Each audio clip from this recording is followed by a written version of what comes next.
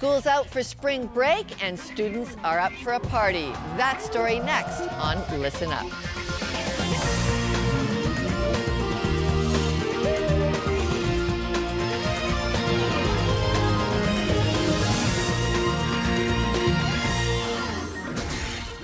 Welcome to Listen Up. I'm Lorna Duick. When you think of spring break, what comes to mind on university campus? Girls gone wild? Excessive drinking? Out of control partying? Well, it is that time of year. Students are finding themselves with a little more time on their hands and a wealth of opportunities to spend it on. We're going to explore the culture around university party life today. We'll hear from students at a variety of schools explain how they navigate their choices. And we'll travel with the group as it heads out on spring break to New Orleans. Here's Keela Keeping of Trinity Western University on the road, checking out spring break.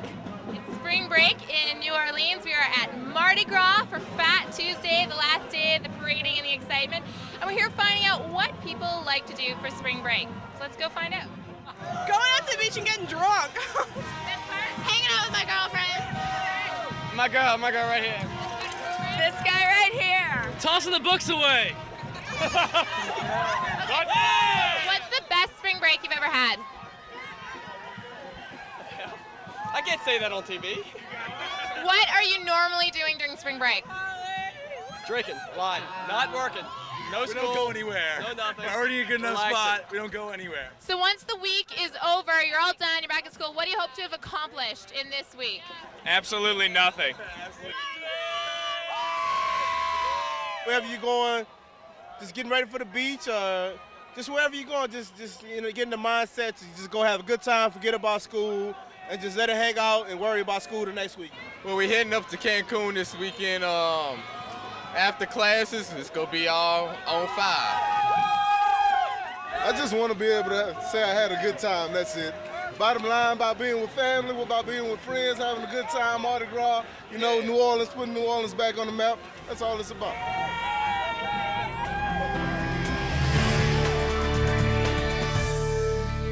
Listen Up is back with a panel representing university life. Adrienne de Groot is from McMaster studying commerce. Heather Fitzgerald is a student life director from the University of Waterloo. And Brenda Slomka is a residence life coordinator from Queen's University in Kingston.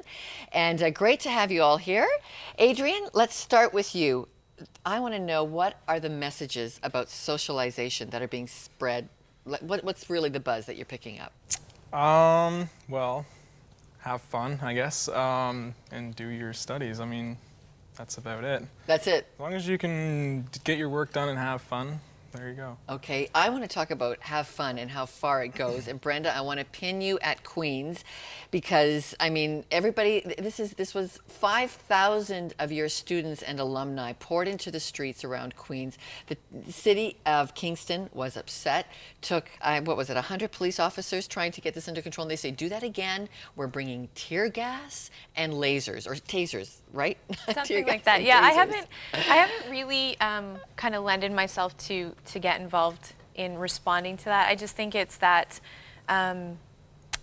I think that's what you get when you see the influence sometimes of alcohol and just poor choices.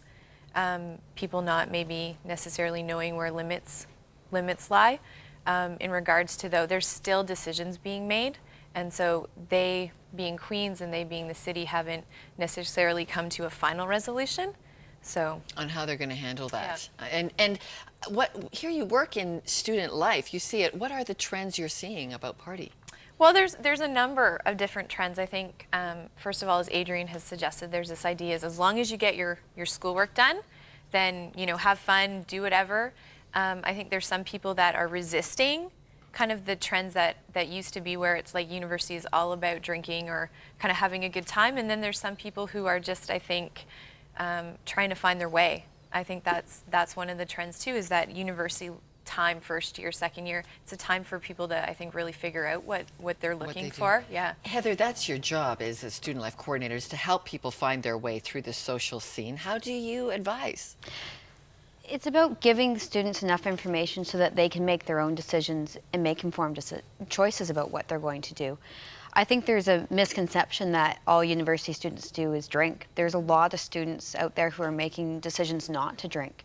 Looking at events at the University of Waterloo, there's something called Warrior Weekends that operates once a month, which has programming that doesn't revolve around alcohol, whether they're having an Iron Chef competition, watching movies, having dance lessons.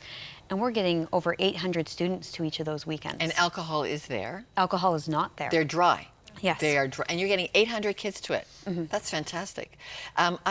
Because I do have the Canadian Campus Survey. Brenda, thank you for tipping me off to it. It's amazing. 85% of kids are saying alcohol is a part of how I party at school. And a third say I'm a heavy drinker. But how would that rate at your university? I don't have the data with me to see how we rated in that. I think there's a few questions that you have to ask yourself with the Canadian Campus Survey, and there's things like, what's that period over that students are choosing to drink over? Is that a period of 1 hour, 2 hours, or is that a period of 6 to 8 hours? So there's a bit more things that I think we'd have to look into with that survey to find out how those stats actually work. Okay. But I do know that there's a lot of students that are just choosing not to drink, and a lot of students choosing responsibly. I think no matter where you go outside of university, within university, there's going to be a certain percentage of the population that drinks in excess, but that's not necessarily reflective of all that's students. social norming. Like, I think there's a lot of those statistics potentially could be skewed. You know, I'm filling out a survey and I'm thinking, okay, well, I'm thinking everyone's drinking heavily. So I'm going to say, sure, I'm drinking heavily.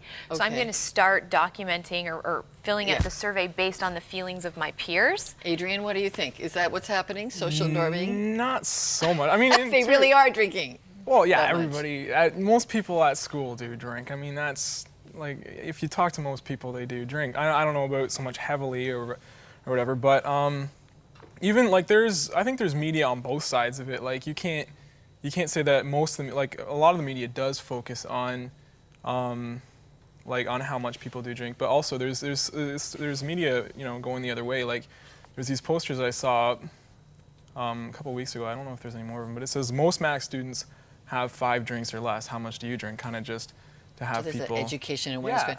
Pressures, the pressures of, and really that's what Reading Week is all about, is giving you a break from the pressure. What are the best ways to do Reading Week or spring break then? I've seen a trend since when I started university to working in the student life kind of area. A lot of them take that time to study or get prepared. As we've seen the elimination of double cohort, as we've seen the kind of increase in the fears amongst students to be successfully, you know, academically inclined, I think that more of them choose to either go home, visit families, and take that time to connect with people if they're far away from home, or they study or get prepared. You know, ski vacations or you know, just kind of like 2 or 3 day trips, like to somewhere. Okay. Yeah, I know. I didn't do any homework at all this reading break. I mean, I went home to see family. Like, a lot of schools, like the reading breaks are offset. I mean, there was a bunch of schools that had it the same one that we did at McMaster, but a lot of them had it the week before or the week after. And so what I ended up doing, I went home because I haven't seen my family since I think it was Christmas break. And then for the rest of it, I went up to Ottawa. We went skiing and just hung out there because they were still off. But I think the whole reading break, the spring break thing that you're thinking of, is more of a U.S. thing, right? Like the whole Panama Beach, those tours and all that. So if someone's going stateside, look out. Yeah. The students are doing all kinds of things over their breaks. Finding a lot of students are going home, visiting family, or taking that time to study, as they both mentioned. There are going to be students who do go on vacation, but a lot of students have financial pressures that wouldn't allow them to do the crazy stuff that you see on TV. A lot of them are being more responsible with their choices, or if they are going on vacations, not necessarily going to the trips that you might see advertised. Great to hear how life is forming at university. Thank you all. We're going to follow some students on their spring break. Later in the program, we'll catch up with Trinity Western University, partying with a passion in New Orleans.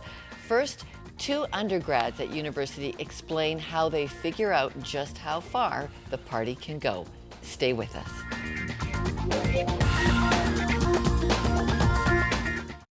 How do you like to relax for spring break? Come out here and drink and then pass out, and that's relaxing. Listen Up is back looking at party life during university spring break. Jessica Milne and Rad Armley of Wilfrid Laurier have plenty of experience in navigating the options to party. Thanks for both being here. Thank you. Thank you. You're like friends on the same residence, right? Yeah. Okay, Rad, I want to start with you because I am personally surprised at the Canadian Campus Survey. 40 universities across Canada, and they're saying a third of those surveyed, over 6,000 kids surveyed, a third, they report heavy drinking to the point of more than 5 drinks on the day that they're partying, and they're doing that at least once a week. Is that harmful, Rad? Well, it's common. It's very common, I see, and I think at times it can be harmful. Some kids drink too much and they don't realize how much they're drinking. Okay, what are the messages that are going around about the drinking culture at campus, the party culture? What are you hearing? Just that it's weird if you don't drink. You don't really get, I wouldn't say you get a stigma, it's kind of a stigma attached that you aren't going to loosen up and you're not really into being into that social scene, so. Okay. You fit into these statistics, Jessica, because what it says here is 1 out of 10 in the Canadian Campus Survey say they're going to be lifetime abstainers. Okay, so maybe you're not quite a lifetime abstainer, but you tried your first year, you did drink, right? Yes, I did. And what have you concluded about the party culture? I found that it wasn't worth it. The money, the time, the sickness, it wasn't worth my time. It was just not something that I've grown into. I didn't really enjoy myself. I didn't like feeling out of control. I didn't like the fact that the next day I felt embarrassed and I didn't want to, leave my room or anything like that. I just wanted to kind of chill out by myself because I was just embarrassed about the fact that I'd kind of lost control of myself and kind of shoved my values aside. Okay, I want to get back to your values in a moment Sure. and how you figure that out. Rad, what do you do with that reality that there are people who wake up the next day and say, what was that? And did I hurt myself in this? Well, I hear that a lot from a lot of my friends that come up in the next day, but they don't seem to stop after that. Why not? Well, it's kind of like it's very, I don't know, people find drinking very sociable. They like going out and they like drinking, they like having a good time, but sometimes they just don't mind the next day. Or I've had people that have that issue the next day and continue drinking that day. How do you navigate a healthy way through that? I try to limit how much. I don't see drinking like a ridiculous amount, if you will, all the time, like every single day is necessary. I will go out and drink, but I won't necessarily have so much to be intoxicated. It's not necessary. Okay, Jessica, tell me what was the breaking point for you on why you decided to be an abstainer at university? I had too much to drink one night. I was incredibly upset, and I decided that it would be best if I just drank. And I woke up the next morning and I felt so sick, and I spent my night with a garbage can beside me and, all this. It was just terrible. And that experience was enough just to make me stop. I just couldn't handle it after that. You mentioned values earlier. Yes. Tell me what you found or where you reached for to figure this out for you. I turned a lot actually to my parents. I have a very strong family, and I kind of called my mom, and it was hard for me to admit that to her because it's my mom, obviously, but she was able to just kind of tell me, like, remember where you grew up and remember what you were taught when you were younger, and, look into what you believe in your heart, because that that's not what you did last night or whatever. It doesn't feel right for you, so why doesn't it feel right? And that was the question that I kind of went off of, is why didn't it feel right? I questioned myself, and that was because I felt like I was being incredibly disobedient to God and my personal faith. And not only did I disappoint myself, but I also disappointed God as well as members of my family. And what place does a personal relationship with God have in the social life at school when you bump up to a good friend like Jessica and that's reality for her? Well, I have no problems. I believe that you should have a personal relationship with God. There's nothing wrong with that, and just because it affects your social life doesn't mean it's wrong. And I guess it depends on the person. Like I'm more than willing to support Jessica in any of her decisions, and if that's what she believes, then that's fine. Well, thank you both for bringing your personal experience of navigating through party life, and have a great spring break. Thank you. Thank you. Next on Listen Up, drop us an email on how you decide what your values will be in your party options. Listen up at listenuptv.com. And coming up, a professor with a specialty in student life weighs in on what's afoot in youth culture. The views of academia next.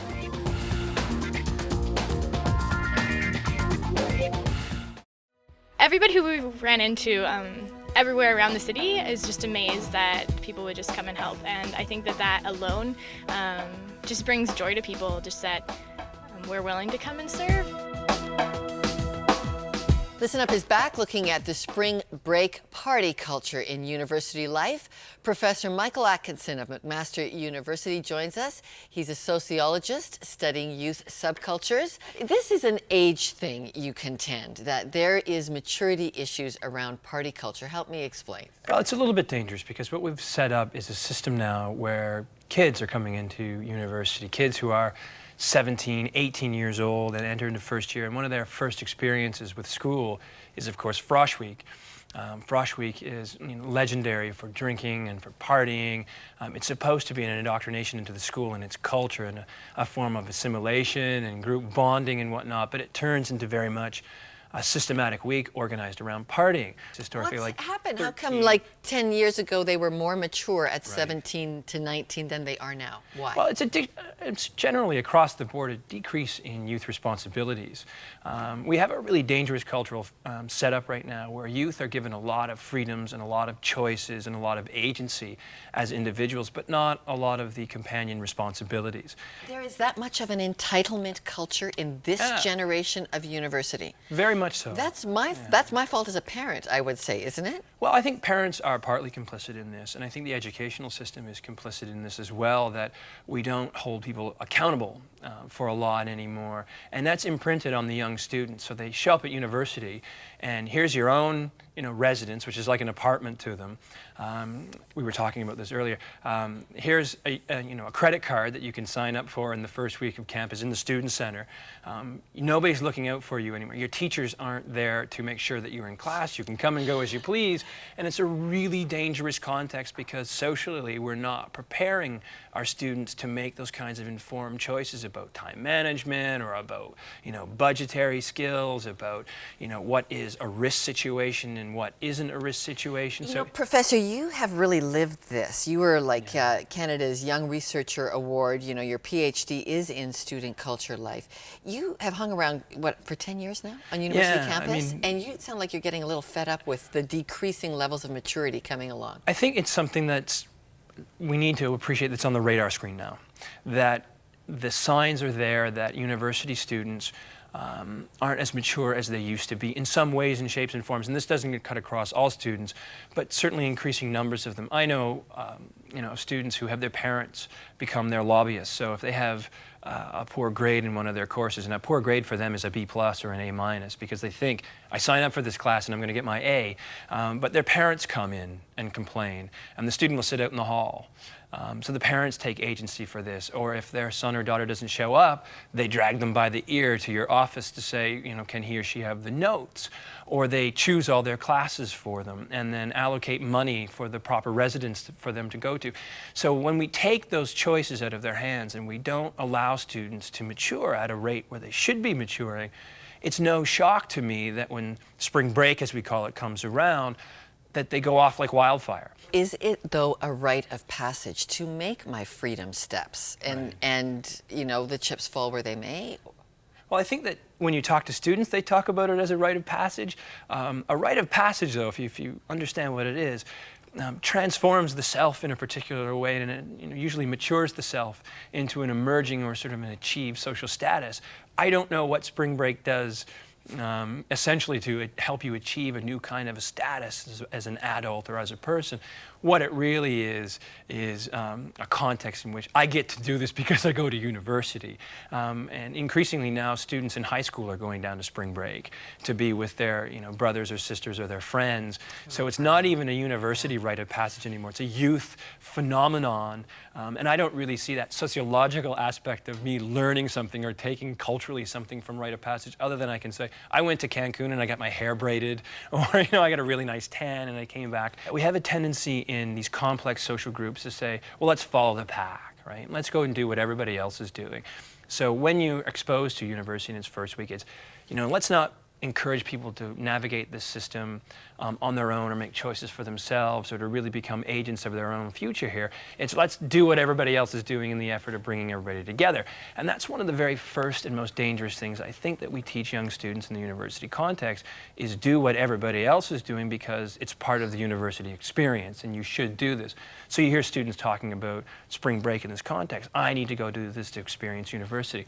Nowhere in our undergraduate manual, for instance, in sociology or anywhere in the social sciences, does it say to get your degree, you have to go on spring break one time with your colleagues.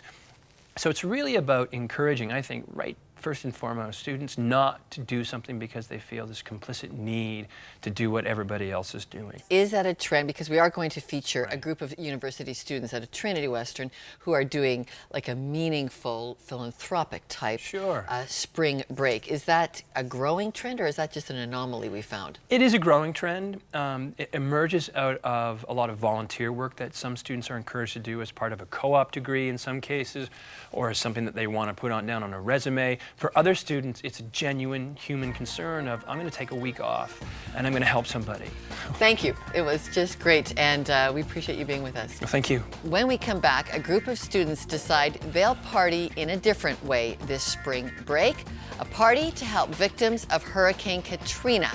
Trinity Western University takes us on their road trip next. Closed captioning provided by Duca Financial Services Credit Union. Discover more affordable banking at duca.com. It's been 6 months since the hurricane hit New Orleans, but there is still plenty of work to get done. Homes that were flooded for weeks with seawater have to be gutted. Mold has ruined the walls, furniture, and precious belongings.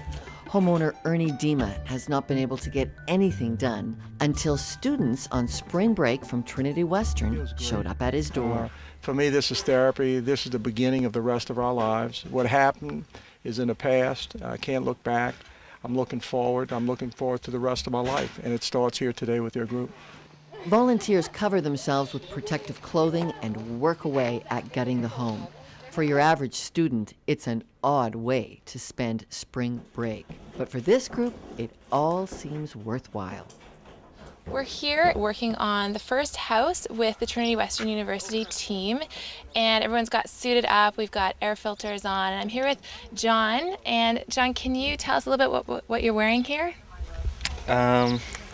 Basically, we're wearing like a Teflon paper kind of suit, just to keep all the mold and the bacteria stuff off. And we're also wearing these gas masks just for the air. There's a lot of stuff in the air and just stuff for safety. Right here we're in front of the first house that we're working on today. It belongs to the daughter of the captain of the police here in New Orleans. And I'm here with Rebecca. And Rebecca, can you tell us a little bit about what you've been doing this morning? Well, right now we've just been taking everything out, taking apart big pieces of furniture and just wheeling them out and piling them over there. And yeah, I think later we're going to take down the walls and get some of the bigger stuff out of the kitchen, the big appliances and such. When we left to go to the Superdome, we were told to bring 3 days of food and 3 days of clothing. Little did I know that that would be all that I owned after the hurricane hit. It's so extensive, like just miles and miles of this destruction, and people are totally displaced. There's nothing for them to come back to. It takes a toll on your emotions, I guess, seeing this and then wondering, like, what would I do if this was my house in my community? Like, how would I put my life back together? Like, would I be able to put my life back together? It's really encouraging to see young kids come and dedicate their spring break where they're usually, at the beach and other places they could go, and they choose to come here and get really dirty and sweaty, and they're also helping families. And I think you see by the end of the week it's touched a good many people's lives, and I believe this is Trinity's third or fourth trip down, so obviously it's catching on, and a lot of the kids want to come, so I think it does make a difference in their lives.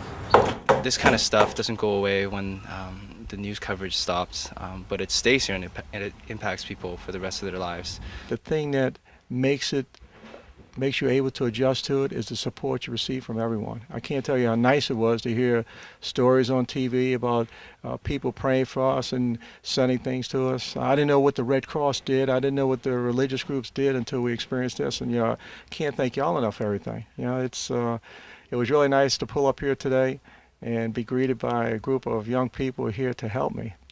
Somebody they don't even know.